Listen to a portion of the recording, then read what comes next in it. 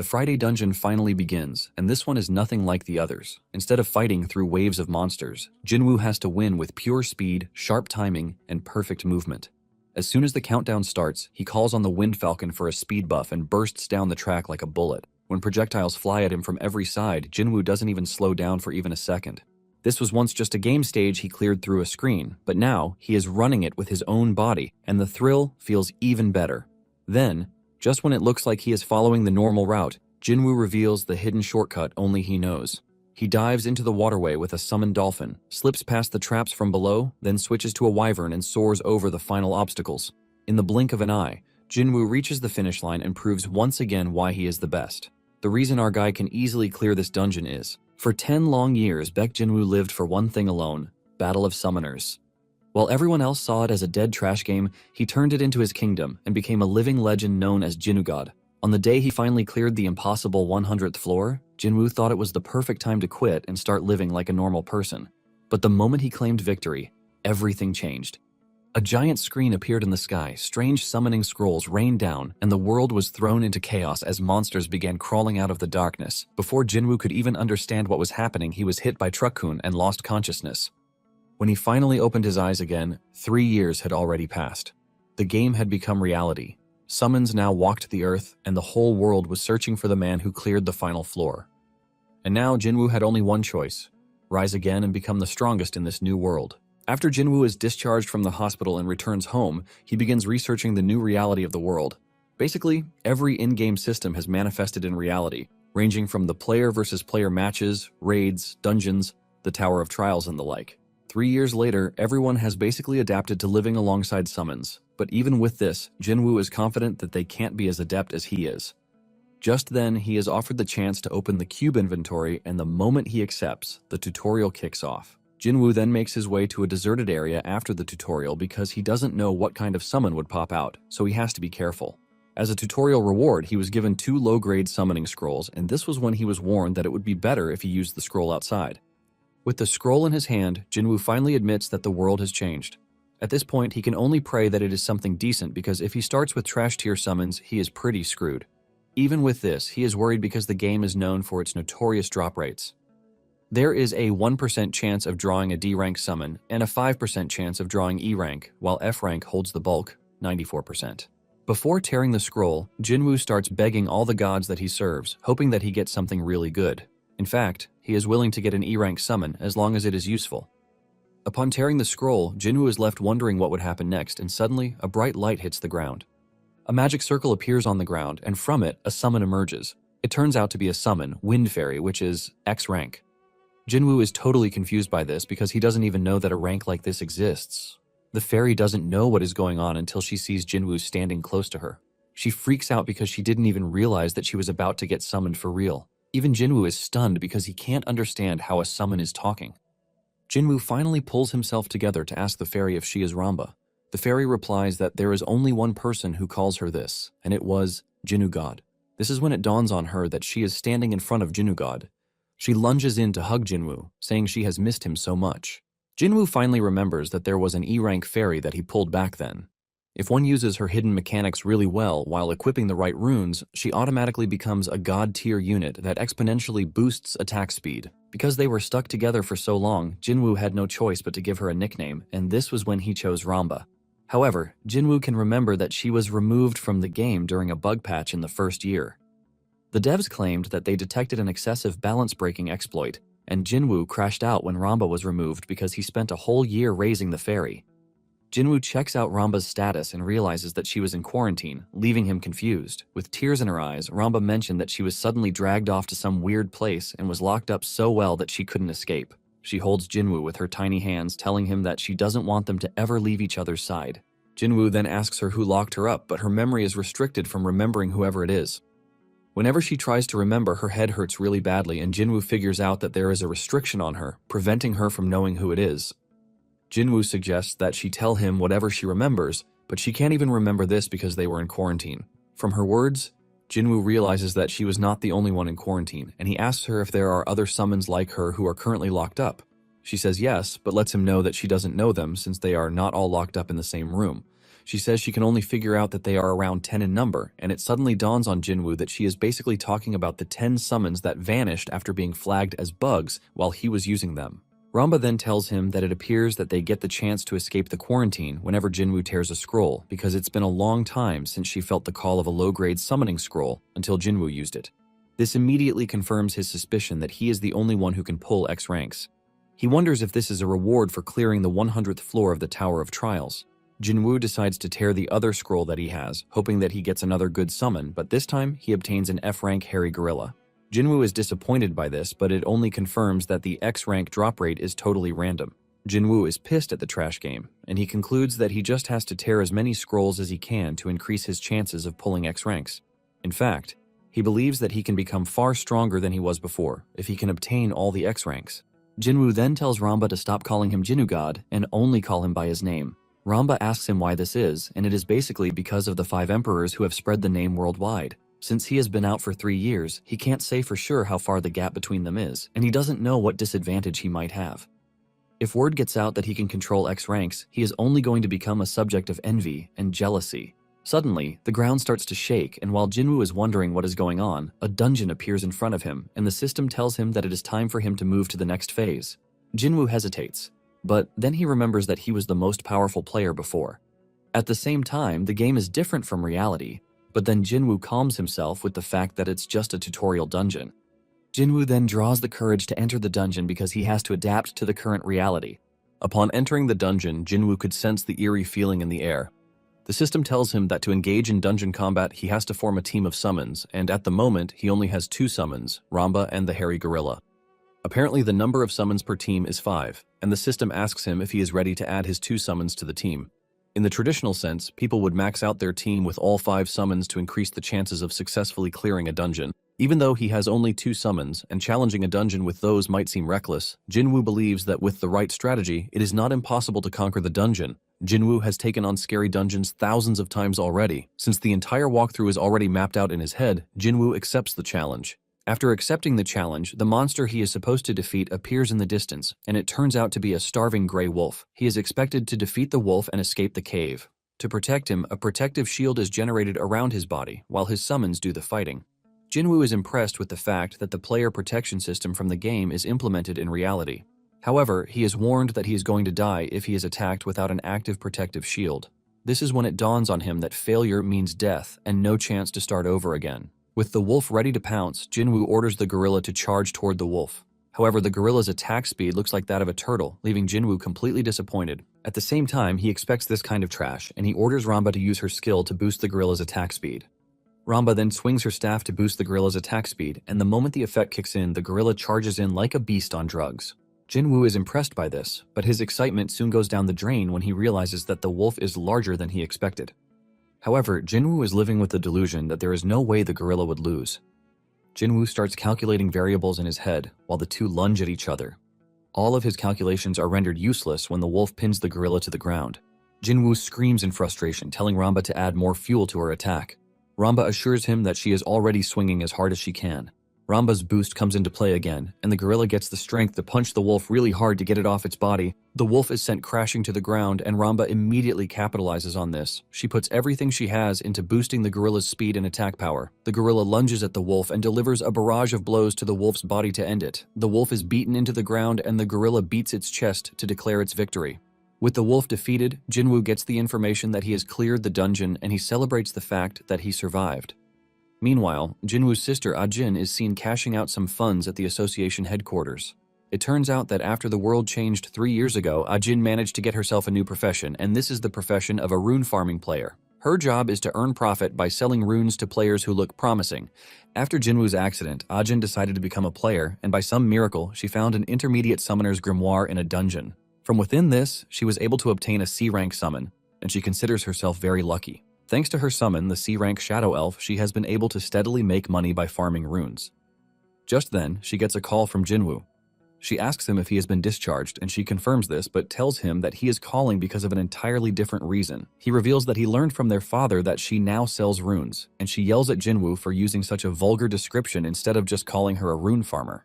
Jinwoo has no choice but to correct himself, saying it is rune farming just because he wants something from her.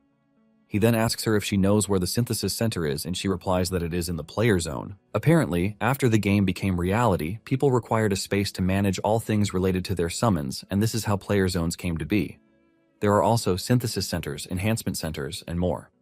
Basically, everything players want can be handled around the tower.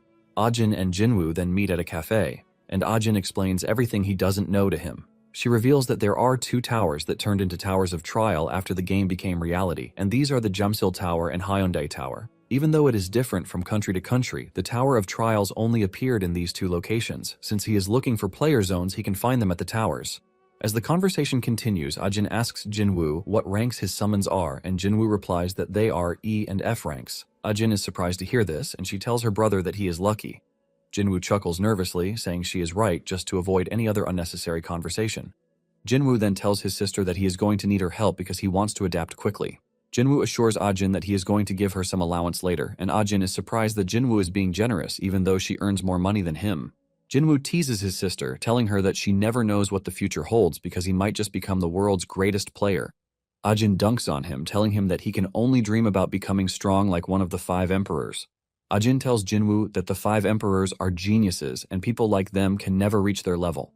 Jinwoo smiles when he hears this, and he tells his sister to just show him the way to where he wants to go, because he would like to see what a player zone looks like. On their way to the player zone, Ajin asks him what kind of summon he pulled, and Jinwoo replies that it is a wind fairy. Ajin is totally confused when she hears this because it is her first time hearing of a wind fairy. She suggests that they summon it, but Jinwoo refuses. Ajin screams at her brother for being such a loser because they are not strangers, and it doesn't look like his summon is going to wear out just by staring at it. Jinwoo agrees, but tells Ajin to show hers first. Ajin gladly pulls out her summon while telling Jinwoo not to die from jealousy when he sees her summon. Seeing how confident she is, Jinwoo is interested in seeing what kind of treasure she is hiding. When her summon finally shows up, it turns out to be a C-rank shadow elf. Jinwoo is extremely disappointed when he sees this, and his sister berates him for the kind of reaction that he is giving off. She tells him that C-rank summons are basically high-tier nobility, so he has no reason to dunk on her precious summon.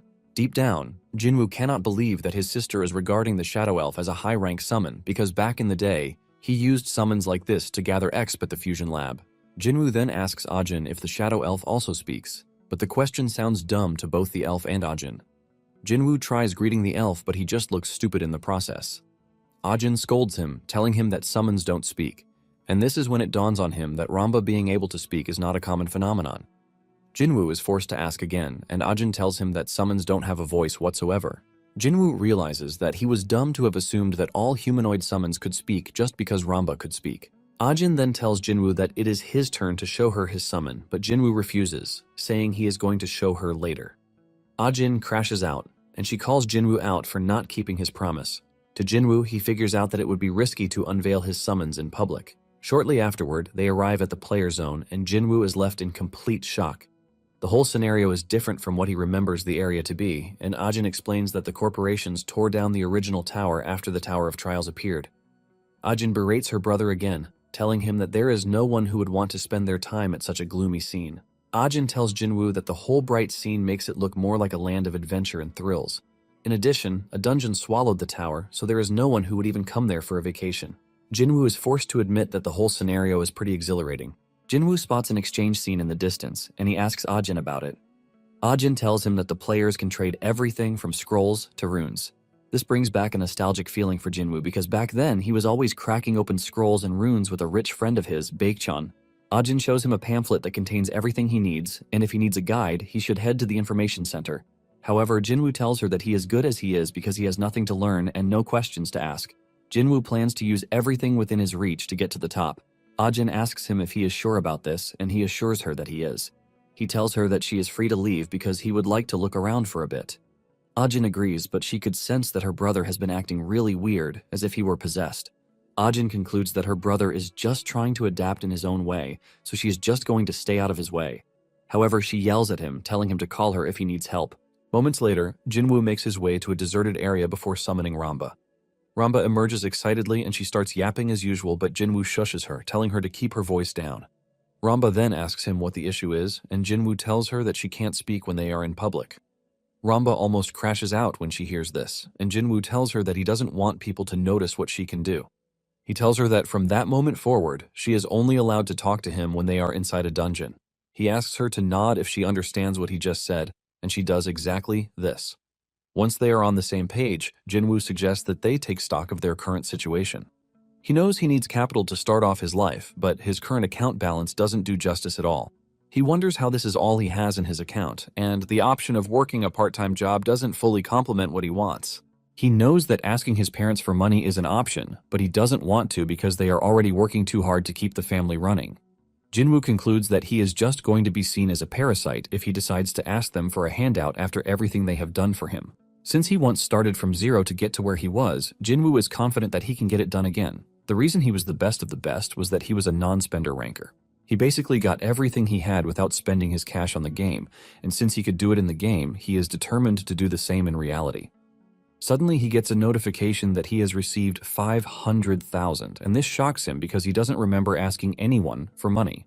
Jinwoo checks out the transaction history and realizes that the money is from his mother. Jinwoo is completely overwhelmed when he sees this, because he knows just how much his mother has sacrificed for him. With an emotional voice, he thanks his mother and promises to lift his family up by the time he makes it big. Since the world already has a 3-year advantage over him, Jinwoo figures out that he can't afford to waste a single second. Jinwoo concludes that the way out is to run dungeons to gather the materials he needs for his growth, which means the first thing he needs to do is to build a team.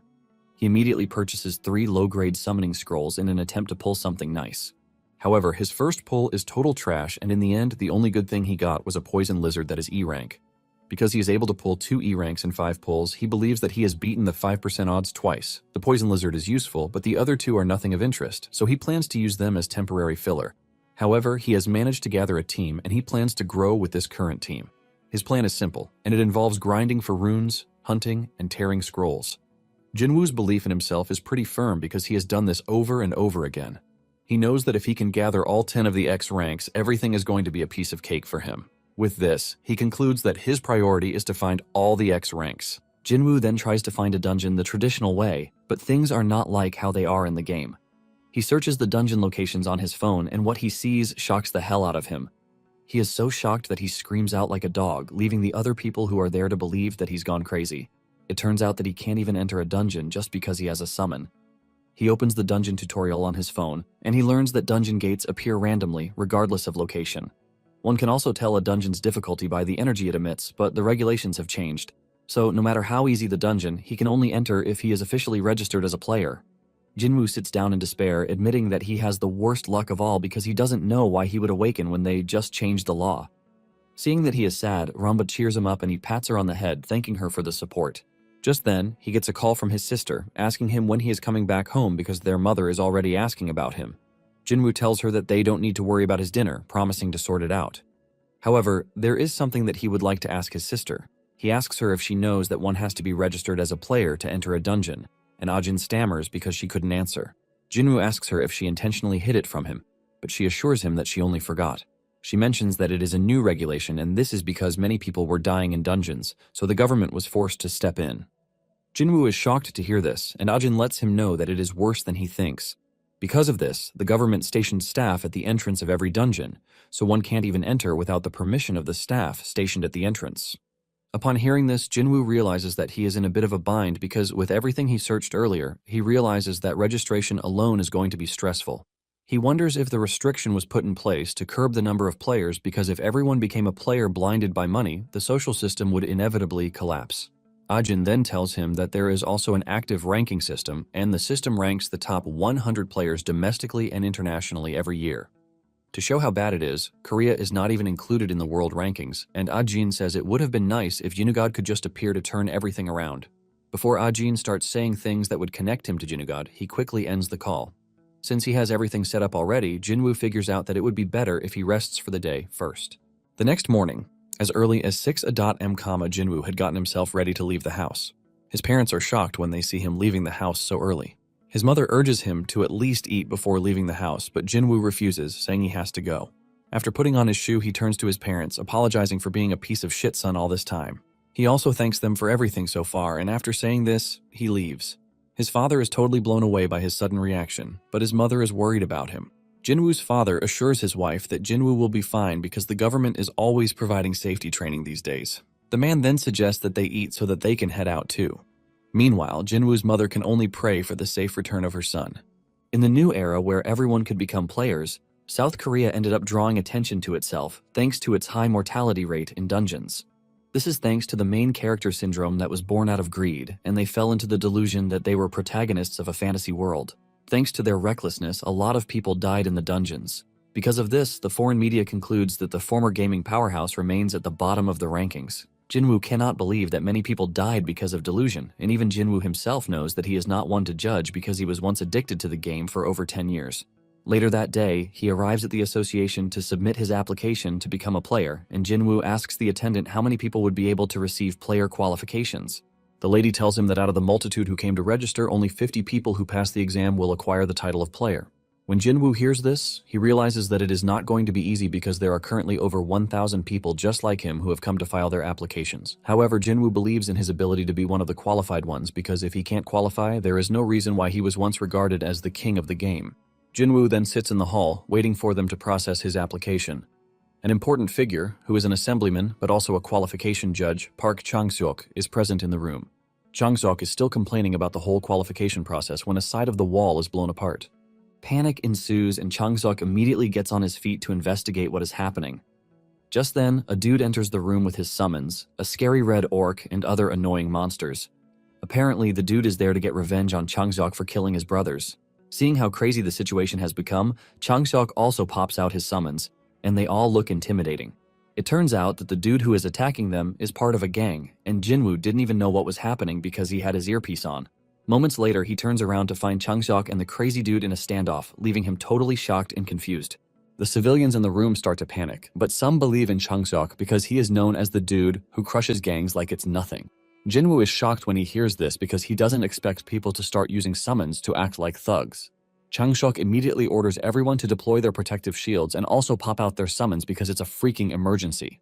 Ramba takes a moment to assess the situation, and just as she is about to start yapping, Jinwoo covers her mouth, reminding her that she is not allowed to talk in public. The gang member then unleashes his orc, taunting Chang-seok and asking him how long he thinks he can last against him. Meanwhile, Jinwoo is hiding behind a table, and he is not interested in getting himself involved because he knows that it is going to be a pain in his ass if he does. Jinwoo decides to just hold back in the meantime to see how they fight each other. As the orc rushes toward Chang-seok, he stops his advance by unleashing fire on him. One of Chang-seok's summons has fire as its ability, but when the fire subsides, the orc remains unharmed. In fact, it appears that the orc is being replenished by the fire. The gang member teases Chang-seok, asking him if that is all he can do. At this point, Chang-seok is already getting worried, but it appears that Jinwoo has noticed something already. Jinwoo realizes that the civilians are already freaking out because Chang-seok is getting pushed back. Jinwoo wonders what it is that he can do because he is worried about helping and getting caught in an unnecessary scuffle. While he is busy thinking about this, the orc is being a menace to Chang-seok's summons. Since he is not ready to die before he achieves his goal, Jinwoo slowly walks up to Chang-seok and he taps him on the shoulder. Chang-seok urges him to get back because it is dangerous. However, Jinwoo refuses, and he whispers in his ear telling him that the timing of the flame turtle is a bit off. He tells him to keep note of the buffers behind the red orc. It turns out that the buffers are casting a fire resistance buff, and Jinwoo lets Chang-seok know that there is no way a fire attack would work with that kind of timing. Chang-seok is surprised when he hears this because he never knew the orc was turning red because of fire resistance. Since this is the case, Chang-seok orders his flame turtle to roast all of the summons, including the buffers. Surprisingly, the plan works, and the orc is roasted alongside the other enemy summons. The gang member freaks out because he never expected Chang-seok to figure out his trick. Before he knows, he loses all of his summons, and his protective shield is shattered too. Realizing that he is already screwed, he starts begging, telling Chang-seok that he is going to turn himself in. However, Chang-seok grabs him with his tree-like summon, telling him to keep his mouth shut. He reminds him that gang members face immediate execution and there are no exceptions. Tears roll down his face as his life is squashed out of his body. His blood splatters everywhere, and those in the room celebrate Chang-seok's victory. Jinwoo, on the other hand, is a bit traumatized by the whole thing because the dude might have been a bad guy, but it feels so weird to just kill him brutally. With this, Jinwoo concludes that the world is no longer what it used to be. He realizes that surviving is going to need some serious resolve, and just then, Chang-seok walks up to him, thanking him for the assistance. Jinwoo humbly replies that it is nothing too serious, and Chang-seok mentions that he would like to reward him, so he asks him which guild he belongs to. Jinwoo replies that he is not even a registered player yet, so he doesn't have a guild. Chang-seok is shocked when he hears this because Jinwoo was able to recognize a summon buff like it was nothing, and he hasn't even been registered yet. Chang Seok then asks him if he has his ID because this is all he wants, and Jinwoo says yes before handing over the ID. Chang Seok tells him that after they have conducted a background check on him, his reward will be issued according to the regulations. Jinwoo is glad to hear this, and he walks away after. Later on, Chang Seok puts a call through to one of his assistants, telling him to check out Jinwoo's data and get back to him.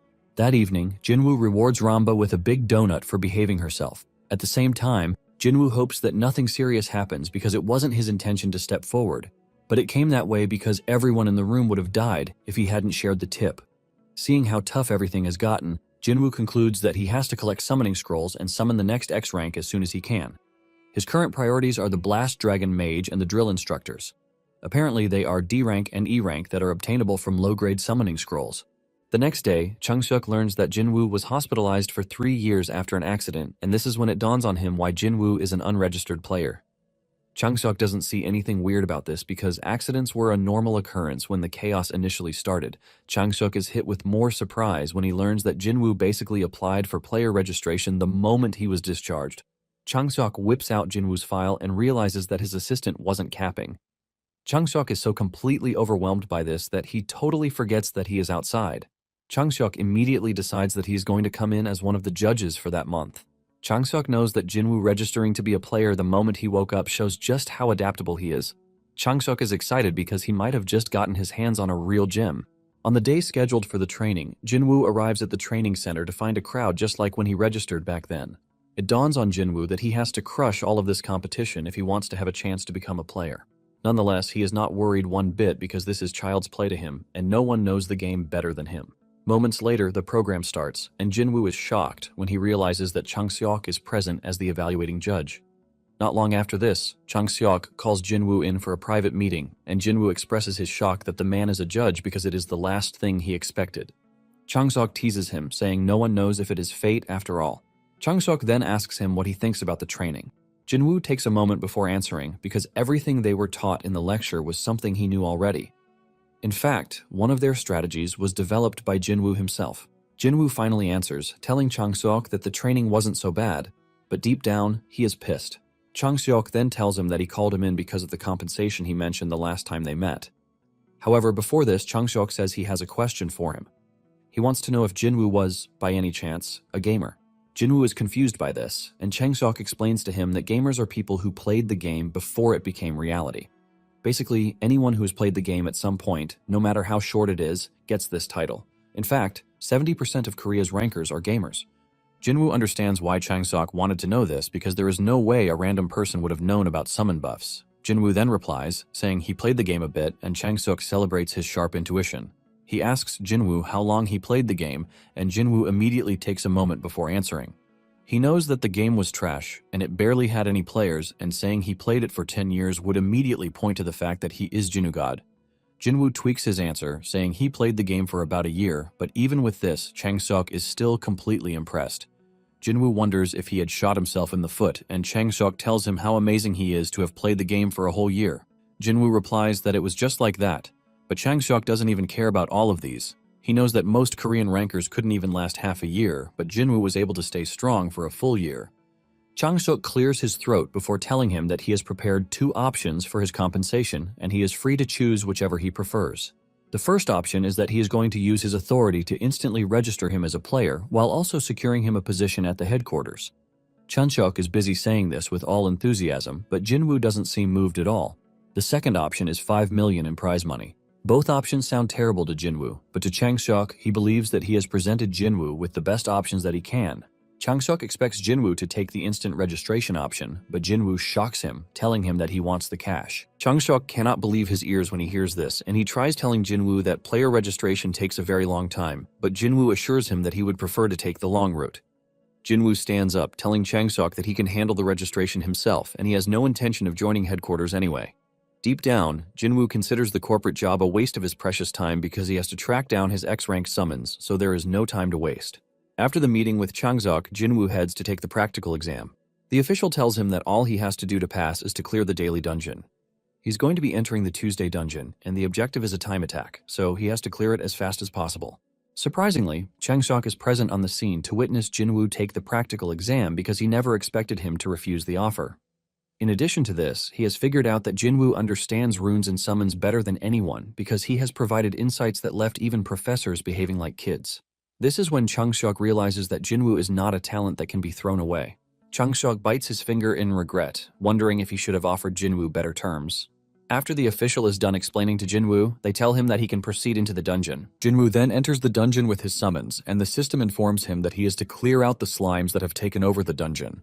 Jinwoo then summons Ramba, telling her that she knows what to do, and she assures Jinwoo that she is on it. Ramba then buffs up the gorilla's attack power and speed. It turns out that the Tuesday dungeon is structured as a maze, and one is expected to fight through the slimes to get to the boss. It is more or less a place where beginners waste all their time getting lost, but Jinwoo is not a beginner, and he knows that he is supposed to ignore the slow slimes. This is a dungeon that he has conquered so many times that he even got tired of it.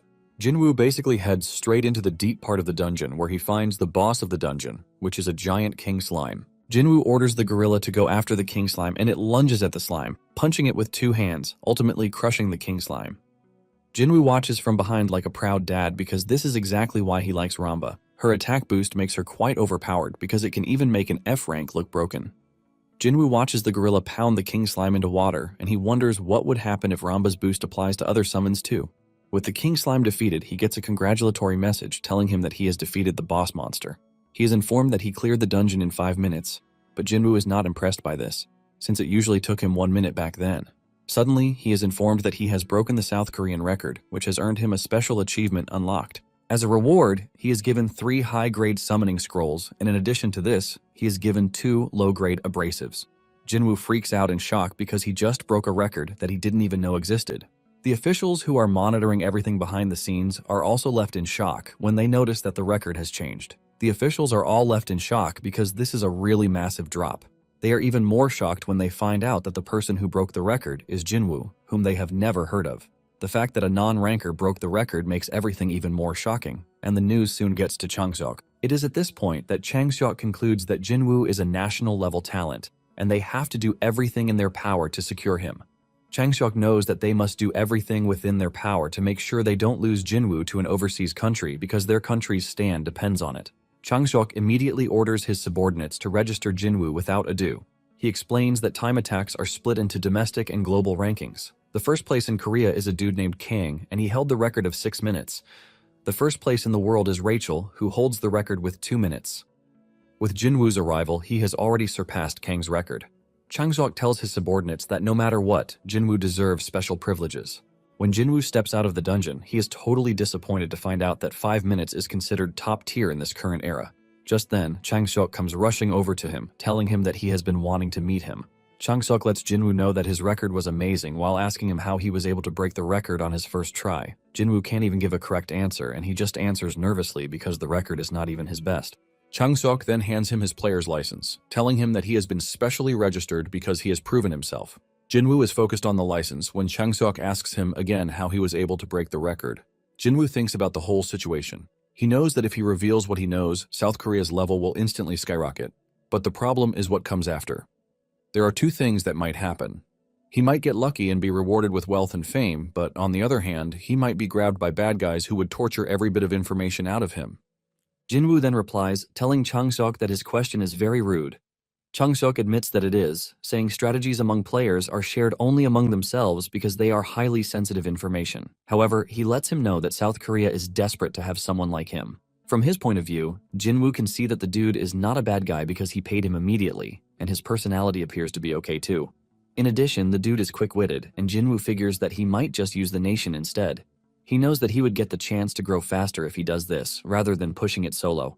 Jinwoo then tells Changseok that he would prefer it if they moved somewhere else. The 2 head to a cafe, and Changseok lets him know that the nation needs his help. He reveals that they are aware he was bedridden for 3 years, and Jinwoo immediately asks with hostility if they investigated him. Changseok apologizes for this, saying unregistered high-level players can be dangerous, which is why they did what they had to do. Jinwoo then asks him if they are still going to investigate him now that he is registered, but he lets Changseok know that he won't want him to do it again. Changseok agrees to this, and deep down he is surprised that Jinwoo is maintaining his stance because most people would have panicked at the mention of the nation. This tells Changseok that Jinwoo knows his worth. Jinwoo then asks Changseok what he stands to gain from helping him, and Changseok says he would gain his cooperation. Jinwoo asks him what he means by this, and Chang Seok starts talking about his position at the headquarters, saying the more votes he has, the more power he gets. Jinwoo immediately sees Chang Seok as a normal politician. Chang Seok continues by saying he would provide his full support within his authority, but Jinwoo is not impressed by this. Jinwoo then decides to make a deal with Chang Seok. He tells him that since he just registered, he is going to focus on growing for a month with his full support. Jinwoo says they are going to continue with the plan if he likes his growth. But if he doesn't, he is going to return everything he has received or repay it with information of equal value. Chang Seok figures out that Jinwoo is trying to use him as a secretary for a month, but he is not worried about it whatsoever. Chang Seok agrees to the deal because he's figured out that he has more to gain by staying close to Jinwoo. After settling their deal, Jinwoo tells Chang Seok not to tell anyone about him breaking a record because he's worried about his safety. Chang Seok is about to tell him that the headquarters can protect him, but he stops mid-sentence when he realizes that he might be giving them too much credit. This is because the headquarters has been struggling to deal with common gangs, not to mention protecting an asset. Chang Seok can see that Jinwoo knows this, so he promises Jinwoo that he'll do his best to keep things under wraps. However, he warns that he might not be able to completely stop the news from spreading, but Jinwoo doesn't mind. After that, Jinwoo leaves, satisfied that he was able to get everything he wants, including protecting his privacy. On his way out, he decides to check the rewards he got and is amazed that he got 3 high-grade summoning scrolls and 2 low-grade polishing agents. Jinwoo is not surprised that he was given an achievement reward even though someone had first broken the record. This is because achievement rewards can be given once per player. He contemplates opening the high-grade scrolls but changes his mind as selling them to make some money sounds better. He remembers that Chang Seok told him about the player web, which can only be accessed by registered players. It's an online marketplace where all item trading happens, and Chang Seok had helped Jinwoo set it up.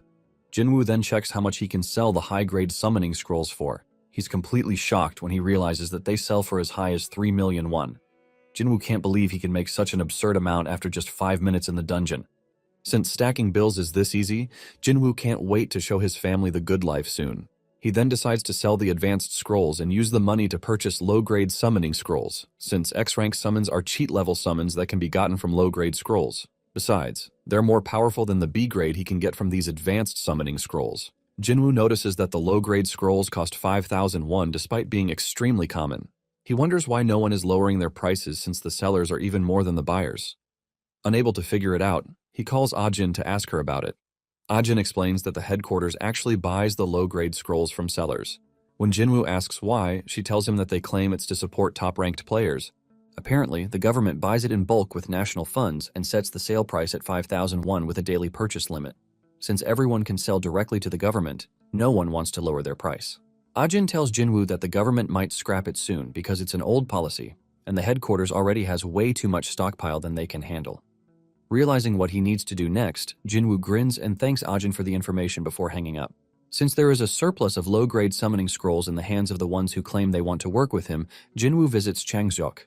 Chang Seok, as usual, is over the moon and welcomes Jinwoo warmly, making him flustered. He then asks if he can help, and Jinwoo tells him that he needs low-grade scrolls. Chang Seok is surprised that he's asking for a low-grade instead of intermediate or advanced tiered ones. He then asks Jinwoo how many he needs, and Jinwoo says he needs as many as possible. Chang Seok tries to stay calm even though the request makes him uneasy. However, he decides to agree since the headquarters gets about 50,000 of them daily. Chang Seok says he can sell but starts to warn Jinwoo about reselling. But Jinwoo explains that he doesn't want to resell because he plans to use them for himself. Chang Seok suspects that Jinwoo must be planning something brilliant as usual because he's not just an ordinary gamer. He figures that for Jinwoo to be collecting this much low-grade scrolls, then he must be planning something spectacular. However, he informs Jinwoo that there is a catch, and that is, he has to give them a useful piece of information. Chang Seok tells him it's because his job is to serve the people, so using the people's resources without a good probable cause might make him lose their trust. He tells Jinwoo that exchanging the low-grade scrolls for information is a win-win situation that keeps him safe. Jinwoo is not surprised that Chang Seok refuses to hand the scrolls over for free, but he's not bothered by the request because it means his information is quite valuable compared to the scrolls. Jinwoo then agrees to the deal and tells Chang Seok about the achievement-breaking reward. He tells Chang Seok that the national achievement reward is 3 advanced summoning scrolls per dungeon. Jinwoo adds that another player can still get the same rewards again after breaking the previous player's record time, so if players take turns refreshing every second like a relay race, they can get the maximum reward by clearing the dungeons in the shortest time, and doing this will also boost the country's rankings. Chang Seok tells Jinwoo that their top-ranked players have already used this method, However, he figures it can be done more times since there are still many other players who have not claimed this achievement reward. When Jinwoo reveals that it's a good strategy for the Tuesday dungeon, Changsok lights up, realizing that it must be what Jinwoo used to break his first record. However, Jinwoo knows it's not what he used, but he has no intention of denying it since this will help him keep Changsok from suspecting him. Jinwoo tells Changsok that it's the same strategy he used, and anyone who uses it can clear the Tuesday dungeon in under 3 minutes. Changsok is surprised to hear this, but before he can ask any further questions, Jinwoo tells him to settle the payment for the information first. For any further questions, he demands an additional 50 high-grade summoning scrolls. Changsok's soul almost leaves his body when he hears this because 50 high-grade scrolls cost about 150 million won. Sensing his hesitation, Jinwoo decides to give him a little bit more information. He tells Changsok that the method he suggested works for lower-tier and highest-tier dungeons. He further adds that the achievement rewards from those dungeons are worth tens of billions. Changsok briefly considers it and knows that Jinwoo is right. Compared to what he's asking for, the value of what they can get with his strategy is even more, so he agrees to transfer Jinwoo the money once they verify his information.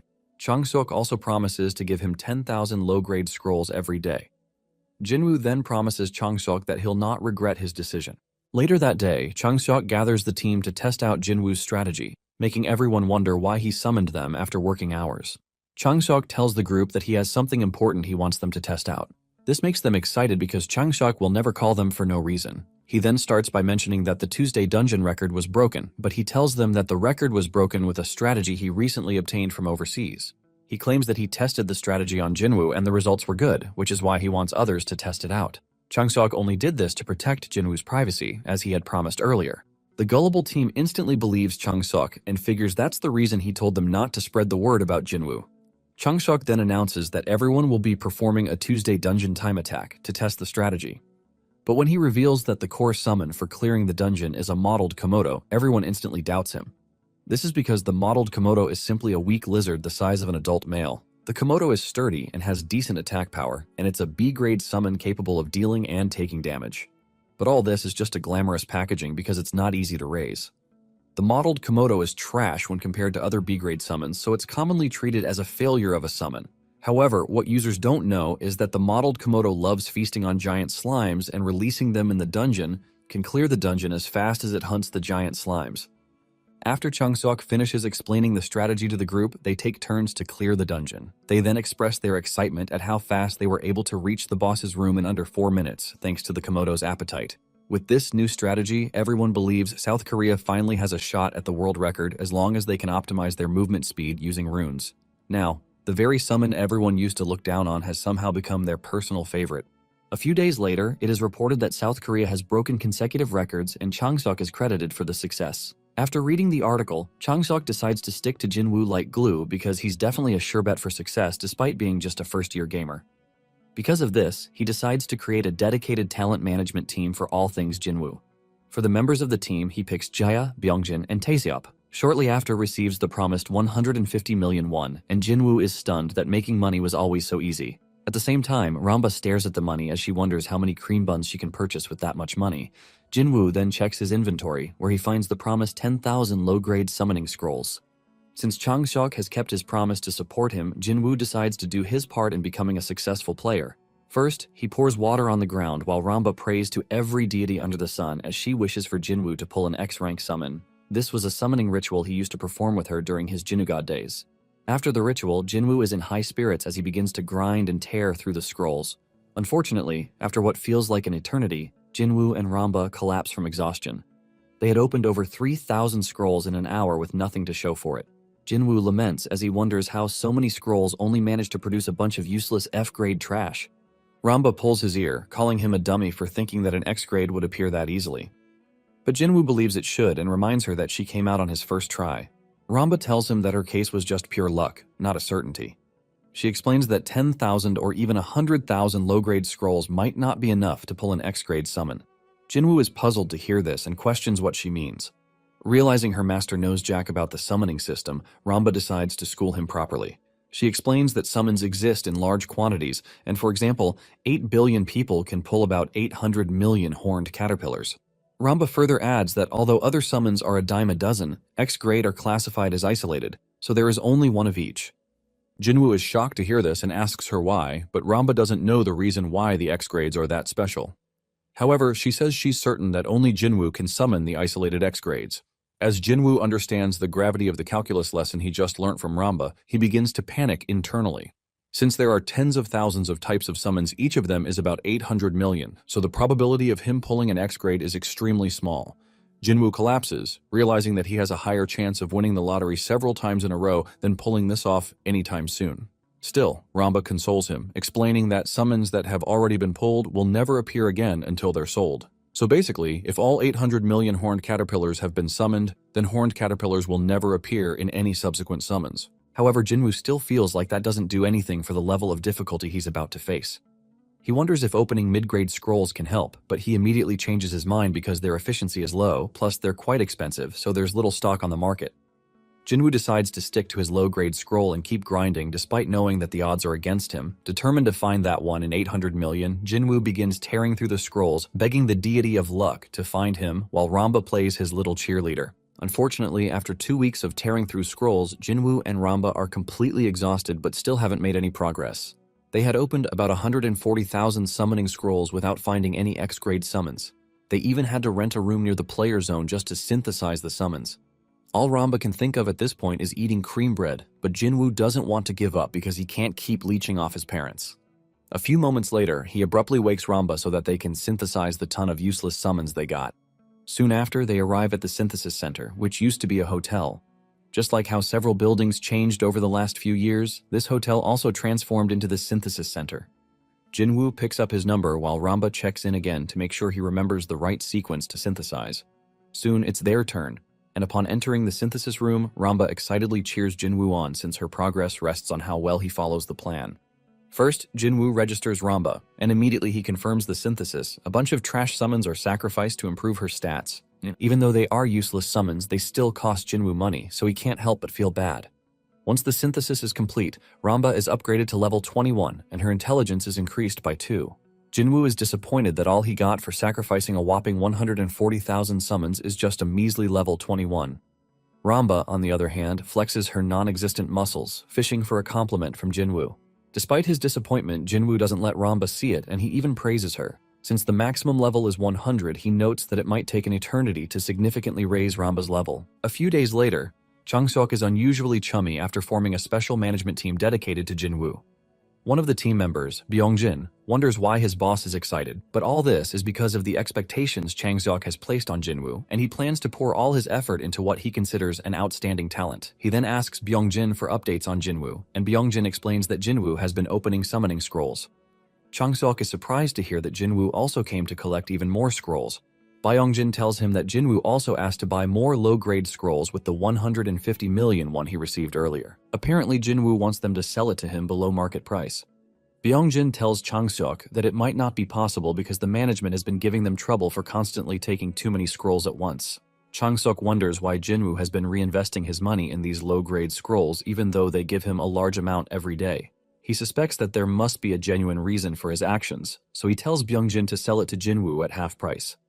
Byungjin is utterly shocked and warns him that he might be penalized for giving Jinwoo such special treatment. However, Changseok tells him not to worry because he believes that Jinwoo might just become a national hero.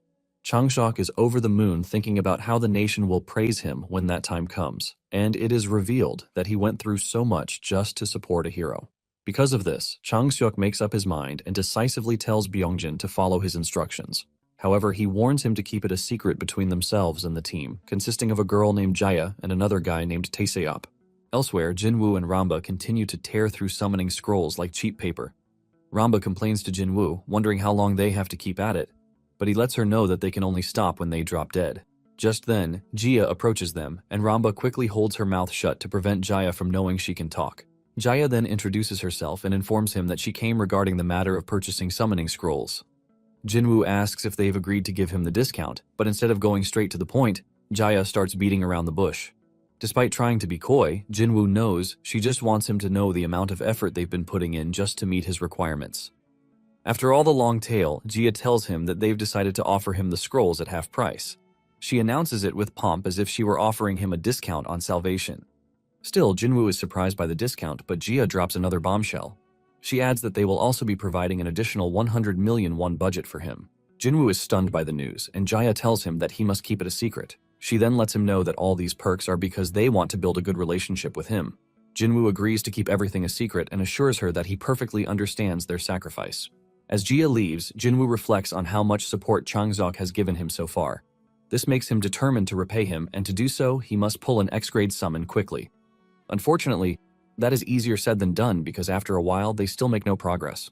Exhausted, Ramba complains to Jinwoo, but he has no plans to stop until he summons the Blast Dragon Mage and Hunkyo, the drill instructor. However, Ramba has heard enough of the tearing sounds, but Jinwoo keeps at it because giving up would be such a waste after coming this far. After several more useless summons, Jinwoo starts to beg every deity in the universe, and suddenly it pays off. As he tears yet another scroll, a bright golden light crackles, reminding him that it's the same as when Ramba first appeared. To their utter shock, the low-grade summoning scroll obtains the long-awaited X-grade Blast Dragon Mage that Jinwoo wished for. Jinwoo and Ramba shed tears of joy as all their efforts finally paid off. At first, they begin to celebrate, but Jinwoo suddenly realizes that he needs to ride this lucky streak, which might bring him more favorable results. He tells Ramba that they have to keep going, as it might be a hot streak, but Ramba is confused, so Jinwoo explains the concept of being on a roll. Determined to ride the wave, he tears another scroll, and just as he hoped, it actually pulls Hunkyo, the drill instructor, another X-grade summons that Jinwoo has been praying for. Ramba is stunned and begins to believe that the hot streak thing might actually be true. Jinwoo breaks down, watching his two summons appear as his hard work finally pays off. Immediately, he's summoned. Hunkyo, who has also been in quarantine for a long time, asks where he is. Hunkyo was an unpopular E-grade summons with weak combat abilities, but Jinwoo knows that his true value is that he's obsessed with training. His growth skills help others grow through training, and his charisma skill can overwhelm other summons. Even though these skills are nothing on their own, Hunkyo never gets tired. However, if he acquires the instructor skill through growth, he can unlock the potential of other summons and amplify their growth rate. This means he can make other summons stronger, and that is the reason Jinwoo was ahead in the rankings back then. Though Jinwoo looks forward to making his summon stronger, Ramba doesn't want to be trained into looking like a macho man. The moment Jinwoo greets the drill instructor, Hunkyo instantly recognizes him as Jinugod because he gave Hunkyo his name. Once Hunkyo confirms that Jinwoo is his old master, he bows down to greet him, saying he never expected they would meet after being quarantined for so long. Jinwoo watches him like a proud master because his two prodigies are exactly as he raised them. Blast Dragon then asks Jinwoo if he's truly Jinugod, and Jinwoo is surprised because this is the first time he has heard her voice. Blast Dragon is a D-grade mage of human origins and a magic dropout. However, an ancient Blast Dragon slumbers within her heart, making her an insane fire attribute damage dealer. Her skill is a Blast Dragon Wave which shoots a dragon-shaped flame. Although it is mediocre on its own, when awakened by Hunkyo's skills, she gains a skill called Predation. This Predation skill permanently increases the damage of the Blast Dragon Wave every time it murks a boss-level enemy. Since no one but Hunkyo can unlock this skill in Blast Dragon, Jinwoo was the only player who was able to properly utilize her abilities. Blast Dragon is over the moon when she realizes that Jinwoo is truly her master, Jinugod. She expresses how much she misses him, and Jinwoo also tells her that he missed her too, but he's practically drooling because he probably missed her for other suspicious reasons.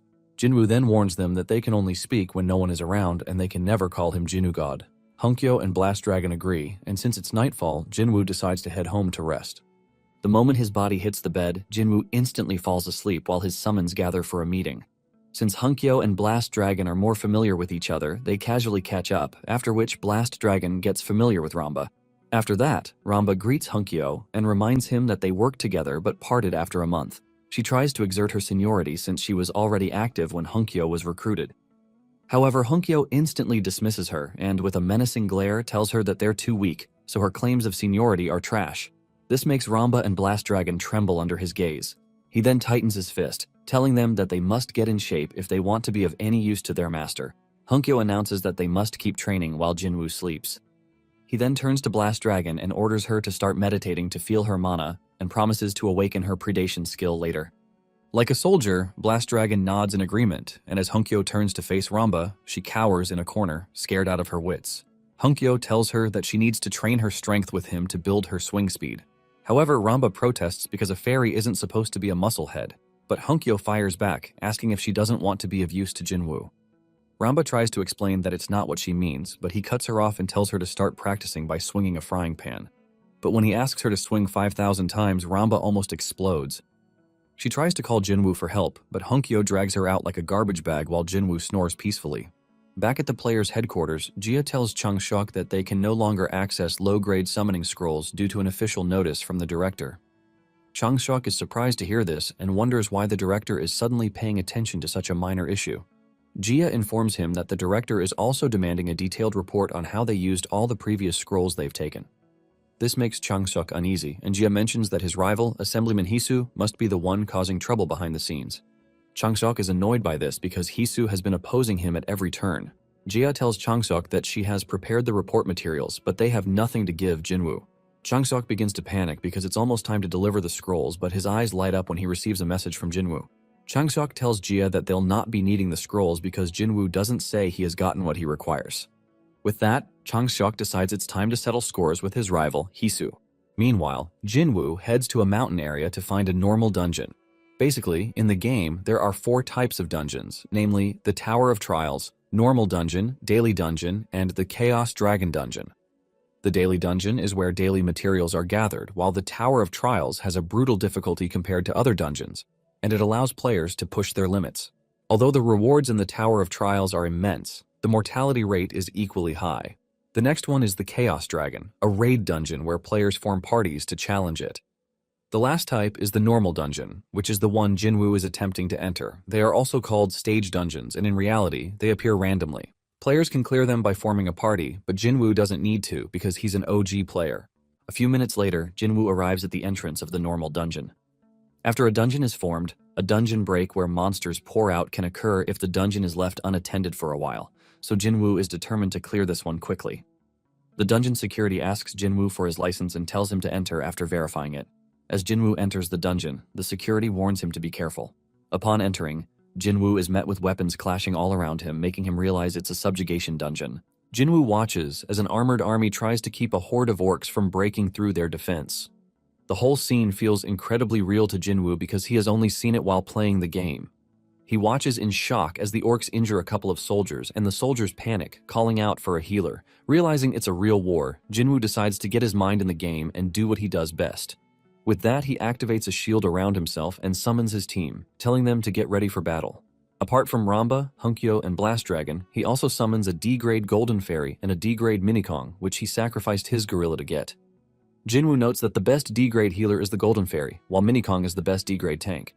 Jinwoo tells Ramba to give Hunkyo an attack speed buff and tells Blast Dragon to provide covering fire for Hunkyo from behind. He then tells Minikong to head straight for the orc leader because the battle is over once the giant orc leader at the back is taken down. This is what makes the orc suppression dungeon pretty simple. Minikong follows Jinwoo's orders, and the moment he lands in front of the giant orc, it immediately attacks him, but Minikong blocks the strike. At the same time, Ramba gives Hunkyo the buff as he swiftly cuts through a bunch of orcs in a split second. Jinwoo is quite surprised because Hunkyo seems better than he remembers in the game. Jinwoo wonders if it's because he was marked as an X-grade summons. But Jinwoo is satisfied because Hunkyo is performing better than expected, which means clearing the dungeon might be even easier than he thought. While the other summons carry out their instructions, the Golden Fairy provides healing support to Minikong while he's engaged in a fierce battle with the giant orc leader. At the same time, the soldiers are relieved that they finally have a fighting chance with a powerful ally helping them. While everyone focuses on their role, Ramba, as usual, is up to no good as she plays around on the battlefield while dodging weapons. Jinwoo soon notices this and barks at her to stop clowning around. Ramba quickly apologizes while Hunkyo pummels an orc for throwing an axe at Jinwoo. Meanwhile, Blast Dragon begins chanting her incantations as she prepares to summon her flames. She then activates the Blast Dragon wave, and a large dragon-shaped flame erupts forward, instantly cooking the orcs medium rare. The giant orc leader watches as his minions burn to a crisp, and it is at this moment that he realizes he's in a bigger mess than he can handle. But before he can do anything, Hunkyo swoops in and, with a single strike, sends his head to another dimension, clearing the dungeon. As the group celebrates their first team victory, Blast Dragon levels up to level 5, and her intelligence increases by 2. Hunkyo also attains the same level, but his intelligence increases by 1. Jinwoo is rewarded with an intermediate summoning scroll worth 500,000 won. Since he can earn that amount in just 2 minutes, Jinwoo makes up his mind to find the next dungeon as soon as possible. While Ramba congratulates everyone on leveling up, Jinwoo reflects on how easy it is to stack paper just by doing the thing he knows how to do best, so he decides to turn his life around with relentless grind. Back at the headquarters, Changsuk is busy regretting every decision that led him into his current predicament. Jia scolds him for making a stupid bet and wonders where he got the confidence to propose something outrageous. Changsuk protests, explaining that Hisu started it, so he couldn't help himself. Just a few moments ago, he had gone for a meeting, determined to settle scores with Hisu, only to be floored before he could do anything. Hisu smugly accused Changsok of wasting money without producing any useful talent so far. He further pointed out that talents recommended by Changsok have never made the national team. Changsok's heart almost flatlined because of this insult, but he couldn't even fight back, and that didn't stop Hisu, who claimed that Changsok was putting on airs just because a Tuesday dungeon record was broken. As much as Changsok wanted to fire back, he couldn't because the talents Hisu trained always make the national team every year. He might be an annoying brat, but Changsok knows he has skills to back his boasts. However, Changsok was fed up with being treated like trash, so he boldly claimed that he would foster a talent that would be selected for the national team, and Hisu took advantage of his claim to propose a bet. Since the national player limit is 10 people, Hisu proposed that they bet on whose talent can climb to a higher rank. Changsok agreed, but Hisu also proposed that the loser must publicly admit they're inferior and then resign. In the heat of the moment, Changsok agreed and even asked Hisu to sign a contract. But now that he's clear-headed, Changsok regrets making such an absurd deal. Jia wonders if he accepted the bet because of Jinwoo. Although she finds Jinwoo impressive, he's still just an ordinary gamer. And compared to the current ranked players, Jia feels that Jinwoo is just trash. Changsok tells her that he understands her concerns, but he still believes that Jinwoo is the real deal as long as they give him enough support. He mentions that Jinwoo can also give them good information if they invest in him. However, Jia still feels like Changsok might be giving him too much credit. Suddenly, Taeseop bursts into the room, practically screaming, startling them. Changsok had told him to look into the player who had been clearing dozens of dungeons, and he wanted to report his findings. To their shock, Taeseop announces that the player they've been looking for is actually Jinwoo. Even Jia, who was a doubting Thomas a few minutes ago, became an instant believer as she wondered how someone who only registered a month ago managed to clear several D-grade dungeons in under 5 minutes. Changsok immediately lights up as all his calculations finally come to pass. He rubs it in Jia's face, reminding her that he was right all along and Jinwoo was definitely the right talent to bet everything on. Back home, Jinwoo is over the moon as he checks his bank account, which has more zeros than his lifespan. He can't believe he earned a whopping 16 million won in just 4 days. In those 4 days, Jinwoo and his team cleared 160 D-grade dungeons, and this is the money he earned selling the intermediate summoning scrolls from the dungeon run. Jinwoo celebrates as his efforts have finally paid off, even though Ramba and the others did most of the blood and sweating. He notes that this new world was meant just for him, and all those years of wasting his life gaming have finally paid off. He decides to split the money into different bank accounts, one for the team's living expenses, another to save for his family, and a third savings account for himself. He plans to save at least 10 million won there each month to be spent strictly for his enjoyment. Jinwoo can't wrap his head around how he went from unemployed to easily making 10 million won monthly. He also decides to keep a separate account for money to be spent on his summons. Even though money is important, Jinwoo knows that the most important thing right now is his value as a player. Jinwoo decides it's time to equip his summons with runes and enhancements, since they have all surpassed level 30 while clearing several dungeons. And the best way to do this is by farming daily dungeons, and Jinwoo knows he will need core summons to do this quickly. He then checks the player web marketplace to see if he can buy any core summons, but the outrageous price there almost sends his spirit flying from his body. Jinwoo can't believe it's so expensive to get an average C-grade summons, and the B-grade ones even cost at least 200 million won. He also notices that there are no A-grade or S-grade listings in the marketplace, which is normal because there is only a 1% chance of getting them. Realizing he can't easily get what he wants, Jinwoo decides to call for reinforcements from the headquarters. Back at the headquarters, Byungjin bursts into Changsok's office, announcing that Jinwoo has sent in a new request. At first, Changsok is excited at the thought of fulfilling the request of his #1 prodigy, but his excitement vanishes when Byungjin shows him the list. Changsok is completely shocked that Jinwoo is requesting that they purchase an outrageous amount of summons, amounting to over 1 billion won. Refusing to believe it, Changsok asks Byungjin again to confirm that his eyes aren't deceiving him. He can't wrap his head around the request because the headquarters doesn't even give its core employees that kind of privilege, which is why Changsok himself has been stuck with C-grade summons. He then asks Byungjin what information Jinwoo is giving in exchange for the items on the list. Byungjin tells him that it's the secret method for a time attack on all the daily dungeons. Changsok feels it's a bold trade since Jinwoo is giving them a lot and not just one piece of broken information. Despite the outrageous demand, he believes it's worth it and confidently tells Byungjin that he will try to convince the director. Unfortunately, Changsok's confidence is worth nothing because the director rejects the proposal in no time. Overwhelmed by frustration, Changsok lashes out, pointing out that their country is always dead last because no one wants to take risks as he does. Taeseop is confused as he watches him make a fuss, and Jia explains everything to him. Jia isn't surprised the request wasn't approved because Jinwoo's list was a bit too much.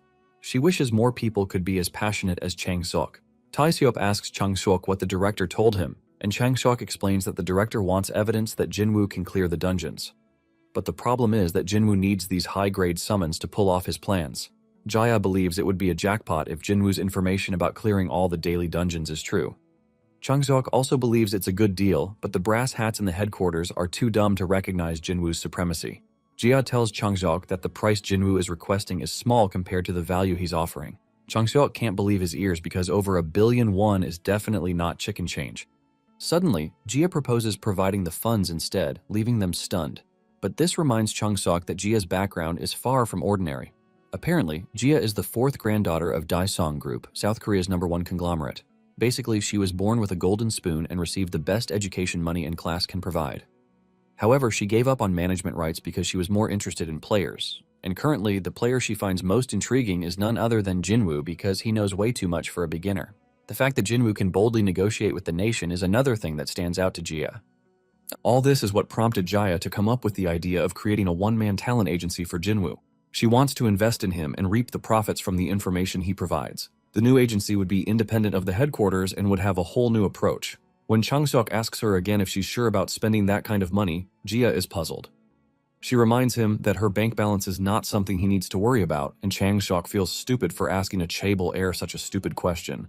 Jia assures him that the money is nothing to her, but she decides to meet with Jinwoo before making her final decision. The following day, Jia sets up a meeting with Jinwoo in a fancy restaurant. Jinwoo receives 5-star treatment the moment he walks in, making him feel like the headquarters is giving him quite the royal treatment. When Jia sent him a message earlier asking him to meet regarding the answer to his request, he was surprised. He didn't know they would make up their mind so quickly about what he considers a measly piece of information. Still, he feels a bit uneasy about Jia not being an easy person to negotiate with. But thanks to her, Jinwoo was able to come to a restaurant that's more insane than a 5-star hotel. The kind of treatment he received on his way in made him feel like an out-of-place puzzle. However, it made him feel happy and quite generous enough to want to give them more information. The moment Jinwoo comes face-to-face with Jia again, he feels a little pressured because he had looked into her and what he found almost sent his spirit flying. Her looks, family background, and ability were beyond perfect. Though she joined the player headquarters with top marks, Jinwoo did not expect a third-generation chaebol to be working a simple office job at the headquarters. Jia thanks him for coming, but Jinwoo is surprised that she's alone. Jia tells him that his business today is with her and not the headquarters. As they settle to have their meal, Jia breaks the news to Jinwoo, explaining that the headquarters might not provide any further support. As usual, she tries to play the emotional card to let Jinwoo know how much effort they put into helping him, but Jinwoo doesn't fall for her sob story. However, he keeps a straight face, accepting the rejection like a champ. Jinwoo knows he has nothing to lose anyway since he can just top the ranking on his own. However, for them, it's a different story because he will stop giving them any more information. But to his surprise, Jaya presents him with another opportunity. She tells him that she plans to establish a talent agency dedicated to him. Jinwoo briefly considers the proposal because, unlike the headquarters with all the red tape, a corporation like Daesung, which focuses solely on profits, might be a better fit. Jinwoo notes that he can certainly bring them that profit while they provide what he needs, and what Jinwoo needs is someone to buy his information at the highest value while providing him with an endless supply of resources. Sensing his hesitation, Jia lists out the benefits of working with her. She assures him that the Daesung Group will provide him with professional care and as much support as he needs with no cap. Jinwoo is shocked to hear this, but convinced that working with Jia is the best call because money never lies. Jinwoo begins to butter her up, singing her praises while Jia practically licks up the compliments. Since they seem to be on the same page, she decides to explain the details of her proposal and promises to visit him the following day to close the deal. Jia then tells him to check on the summons he requested, but Jinwoo is surprised because they haven't even signed the contract yet. However, Jia says she's already preparing for whether or not he signs the contract and tells him to consider it as a gift. Jinwoo is amazed at how easy it is for a chaebol heir to give out a gift worth over $1 billion without even batting an eye. The next day, Ajin tracks down Jinwoo because he hasn't been in contact for a while. She heard he got a separate place and wonders what he's been up to. Just then, Jia walks past her, leaving Ajin completely mesmerized. Upon closer inspection, she realizes that Jaya looks like someone she has seen on the gram. Ajin's brain buffers for a while as she tries to remember where she has seen that face. After a while, her jaw drops as she finally remembers Jia's identity. At the same time, Jinwoo exercises while Hunkyo drills the summons, determined to turn them into the dream team. Suddenly, he hears someone approaching and quietly informs the others to stop talking. Jia soon arrives and everyone finally takes a break. She notes that Jinwoo has been exercising since morning and notices his summons standing like the usual mute ones. However, she also notes that she's never seen some of them before. Jinwoo tells her that they're his main team and claims that he'll introduce them later. He then hurriedly signals for them to continue their training elsewhere. After they leave, Jia gives Jinwoo the gift she promised, which he receives in the form of a trade. Jinwoo recalls that the trade works the same as in the game, which also supports trading between players. In the game, players can buy and sell or exchange items and negotiate prices. Once an agreement is reached, players successfully make the exchange. However, the system hunts and curses to death any player who scams another player. Jinwoo checks the summons provided by Jaya and is surprised that she was able to find everything on his list. He immediately accepts the trade and thanks Jaya for the valuable gift, which she claims is nothing to her. Next, she presents the contract to Jinwoo asking if they can discuss the terms of their deal. Jia then tells him that the name of the new agency is Yubek, a combination of their surnames. She offers him 70% of the shares and takes 25%, while the remaining 5% is left for Changseok. She informs him that Changseok will remain at the headquarters to continue supporting them, while Taeseop and Byongjin will be recruited to the new agency. Jinwoo wonders how that will work since Taeseop and Byongjin already work at the headquarters, but Jia tells him that they've already resigned happily after she offered them triple their previous salary. Still, Jinwoo hesitates to accept the offer because he feels that having 70% of the shares might be unfair to Jia. However, Jaya assures him that she's certain about her offer as she plans to maximize the value of her 25%. Besides, she's not worried about voting rights because it's a one-man company. Jia gave him that many shares because she wants to build a relationship between them, which is the most important thing in every business. Jinwoo finally agrees to her terms and signs the contract, making her happy. With that, both of them seal the deal as they look forward to creating magic together. Suddenly, Hunkyo jumps into the bushes when he senses movement. A few seconds later, he emerges, pulling Ajin and her shadow summon by the legs like meat for slaughter. Jinwoo is stunned to see his sister and immediately questions what she is doing behind the bushes, but Ajin is still trying to recover from Hunkyo's stealth capture. After Jia leaves, Jinwoo questions Ajin to find out why she was lurking around. He learns that his sister is a fan of Jaya, and she secretly followed her after recognizing her earlier. Ajin tries to explain that she's not some creepy Saesong fan and she only walked behind Jia out of curiosity. But Jinwoo tries to convince her that what she did is classic stalker behavior. Jinwoo asks why she was spying instead of just making her presence known. Seeing that Ajin has no plans of telling the truth, he uses a truth status effect on her to force it out. Unable to hold out anymore, Ajin confesses that she was indeed spying on them to uncover his secrets. She then eagerly pounces on him, demanding to know how her brother knows someone as important as Jia. She drops him 1,000 questions in one breath, not giving Jinwoo any space to breathe. Before Jia left, she had greeted Ajin, making her feel like she had just fulfilled all her life's wishes. However, Jia didn't stay long, as she hopes to meet Jinwoo's family later, since their contract allows them to know about their deal. Ajin continues to bug Jinwoo to tell her why he was meeting Jia, and she even puts on some fake tears for some added dramatic effect. Jinwoo finally gives in and tells her everything, including the fact that he was a well-known gamer. He also tells her about his record-breaking dungeon records and explains how he met Jia at the headquarters. Jia mentions that Jinwoo was addicted to a game and asks if it's the same as Battle of the Summoners. However, Jinwoo quickly denies it, saying it was a different game. He then lies to Ajin that he only played Battle of the Summoners for about a year because he doesn't want to reveal that he's the legendary Jinnu god. Despite that, Ajin is still surprised he was able to play what was considered a trash game for up to a year. She nudges him proudly, pointing out that his obsession with games finally paid off. Jinwoo wants to tell his sister the truth, but he holds back because he's afraid knowing too much might put her in danger. His family has sacrificed too much for him in the 3 years he was in a coma, so Jinwoo doesn't want to drag them into any complicated situations. He decides that protecting them is the first priority, rather than reclaiming his name, and he must get stronger to do this. Ajin asks why he's only telling her the truth now, and Jinwoo assures her that he was planning to tell her at some point. He tells her to keep it a secret from their parents as he plans to explain everything to them later. Just then, Jinwoo notices Ajin's summon acting like an annoying fly while the others try to maintain silence.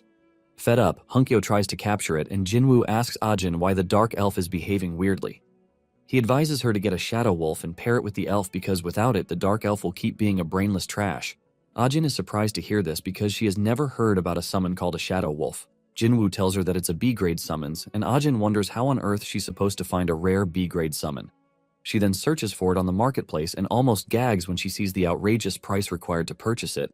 Ajin questions Jinwoo, asking him how he expects her to come up with an insane 500 million won, which will probably take her about 20 years to earn. However, Jinwoo is unfazed and assures her that he'll help her get it within a month. Ajin burst into laughter, and refusing to believe his claims, she tells him to tone down the boasting. She smugly tells him not to act cool just because he's a gamer who played for 1 year before the awakening. Ajin tells him that she'll save up for the Shadow Wolf herself, but Jinwoo stands on his claim, telling her not to gag when he gives it to her later. With that, he leaves with his summons before Ajin can say anything.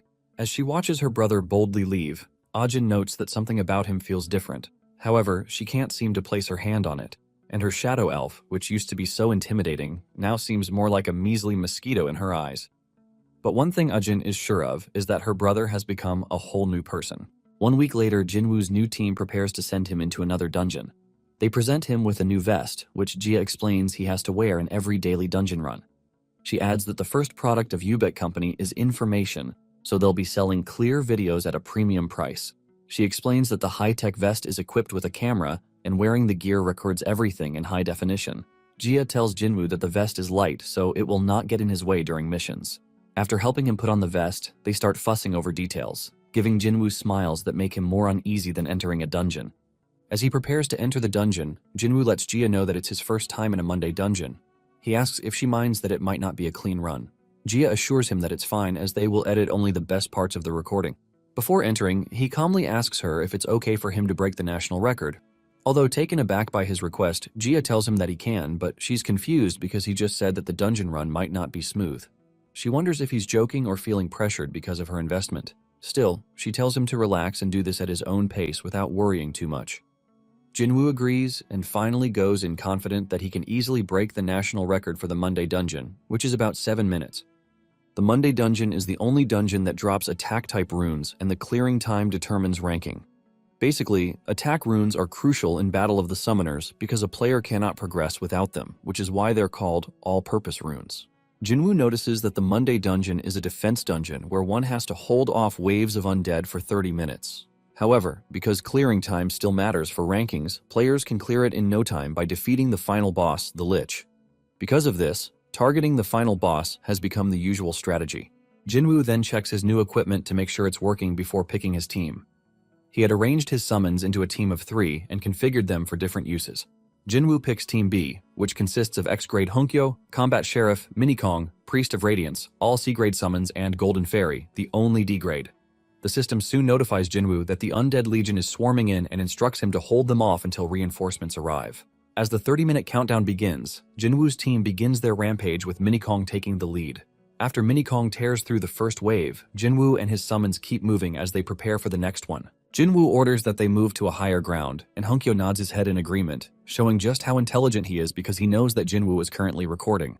A fierce battle ensues, and Jinwoo and his team manage to reach the top in 2 minutes.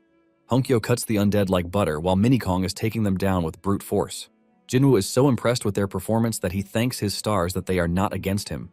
Jinwoo then tells the Combat Sheriff to get ready for what is about to come. Apparently, the Combat Sheriff excels in long-range attacks, but players didn't really use him because his damage is quite low. However, Jinwoo wants to use him because the Lich doesn't have much HP. Jinwoo tells the Sheriff not to fire yet, and he orders Radiant to cast her Blessing skill first. The effect of her Blessing skill basically removes the Lich's ranged immunity skill, which is called the Dark Shield. After Jinwoo confirms that the shield is gone, he tells the Sheriff to open fire. On the other side, Minikong is busy tearing through the undead, and when it gets surrounded, Radiant casts her skill to help. The Sheriff sends several shots at the Lich, but the monster basically tanks it. Jinwoo is not surprised because he expected this much. However, the Lich's HP is actually dropping with every shot that hits it. Because players have weak runes, they always consider this method inefficient, which is why they even avoid using it. But this is not for someone as capable as Jinwoo.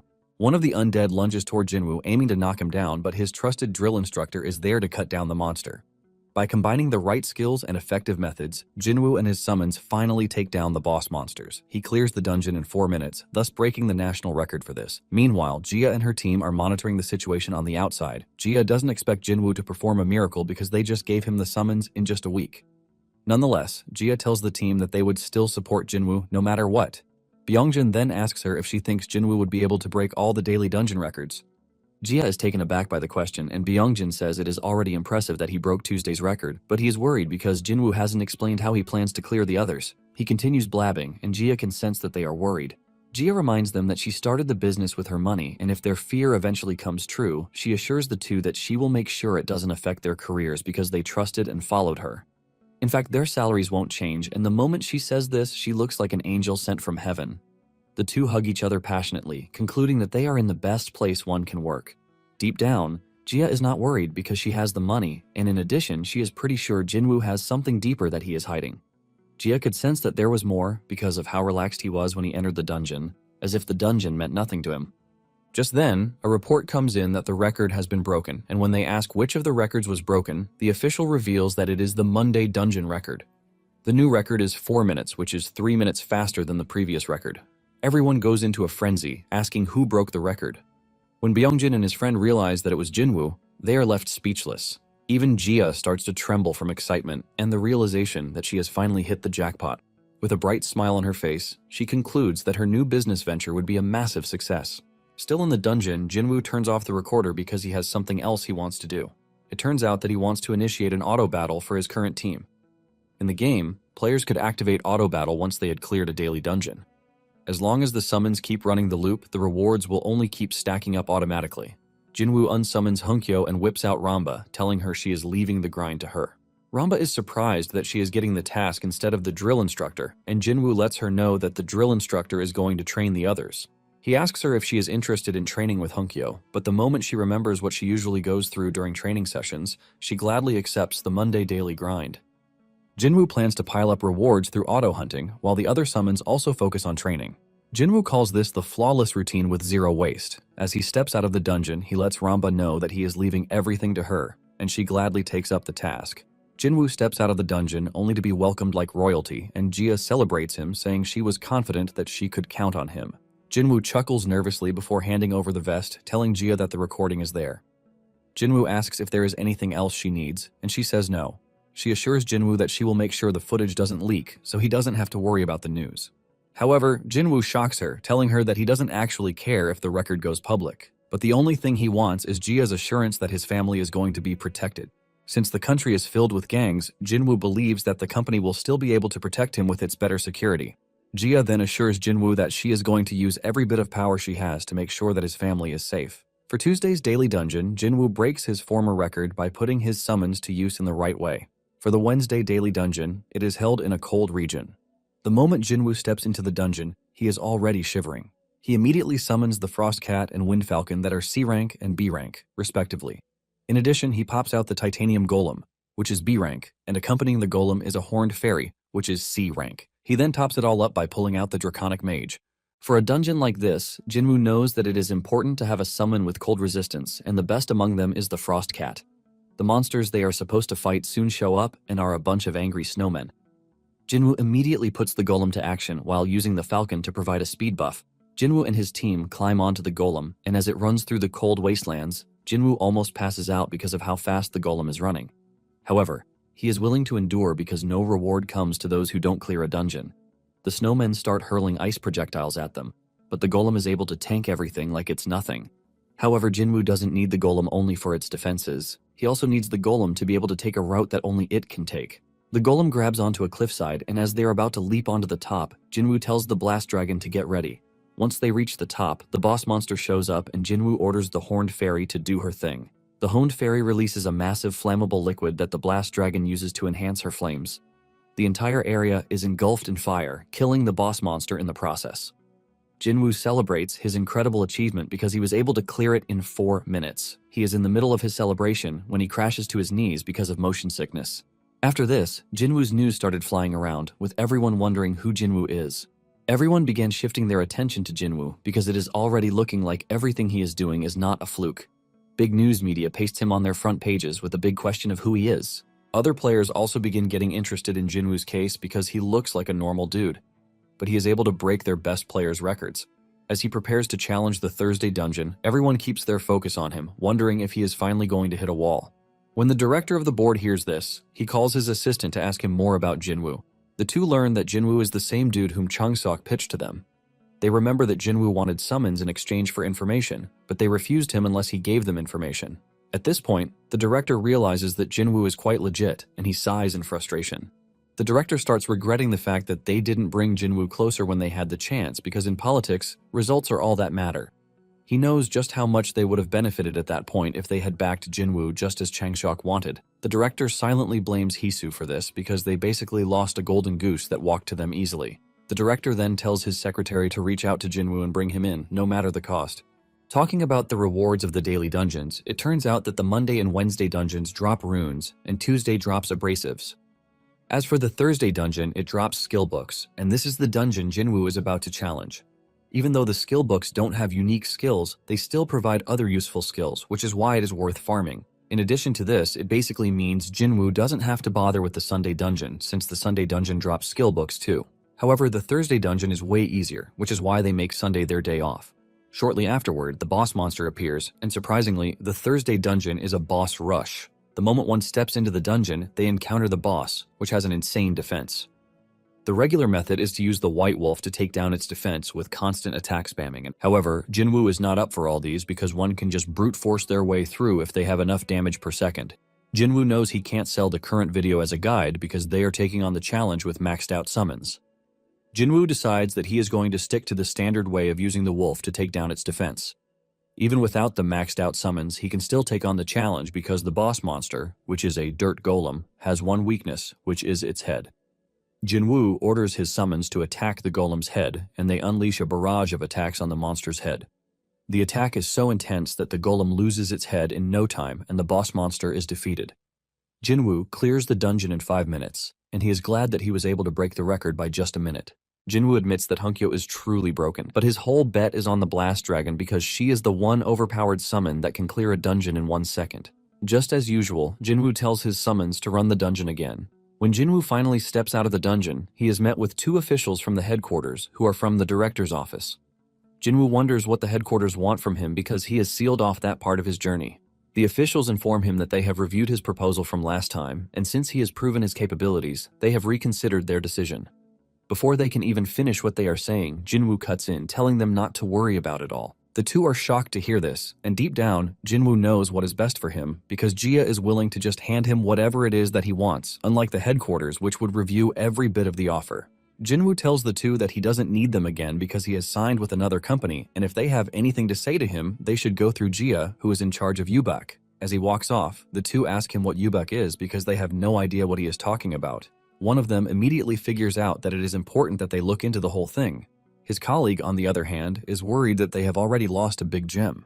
Apparently, the Friday dungeon works differently from the other dungeons because while the others are focused on killing monsters, players are required to physically run to clear the dungeon. In preparation for the dungeon, Jinwoo heads to a remote area to train. He summons a wyvern, and he climbs on the wyvern to head to the East Sea. Sitting on the wyvern, Jinwoo gets to see the wonderful view from above. He smiles like a kid who has just been handed their first toy. Jinwoo is able to quickly adapt to flying the wyvern, and when he finally lands, Hunkyo and the Blast Dragon commend him. Jinwoo thinks it's a normal thing, but they let him know that they struggled during their first rides. It then dawns on Jinwoo that the 2 actually rode wyverns and dolphins back in the game. After the whole praise session, Jinwoo tells them that it is time for the dolphin riding practice. Jinwoo tells his trusted summons that he is counting on them because they already have the experience. Hunkyo and the Blast Dragon assure him that they are there to help him out. Some days later, Jinwoo finally challenges the Friday dungeon that drops special runes. It is also the dungeon where he earned the title God of Time Attacks. As he prepares to take on the challenge, he calls on the Wind Falcon, telling it to give him a speed buff. The Falcon does this, and as the timer counts down, Jinwoo dashes through the track. While running through the track, he is expected to dodge projectiles too. Jinwoo had always done it on his phone, but now that he is doing it physically, he concludes that it is way more fun than controlling the whole game sequence through a screen. As he continues down the track, Jinwoo branches into the hidden route that he knows. The path is a waterway that one is expected to run over, but Jinwoo has another plan. He summons the dolphin, and by going underwater, he is able to dodge the obstacles above.